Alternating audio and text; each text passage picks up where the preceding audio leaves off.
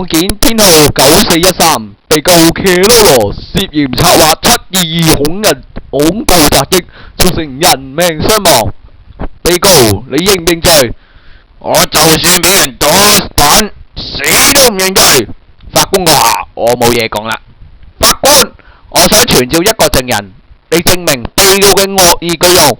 喂，冇證冇據唔可以冤枉啊！甚至雷律師公會投訴你嘅操守問題。肅靜！請召一個證人。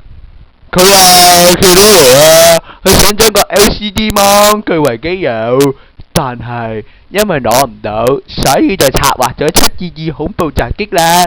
佢利用呢佢個戰機就摧毀咗 LCD 芒，令到 LCD 芒嘅物主蒙受一切嘅損失。法官閣下，冇乜嘢講啦。本席宣判，被告騎羅羅涉嫌策劃722恐怖襲擊，罪名成立，判被告去西伯利亞勞改，即時執行。批評。你好嘢，我一定會算數。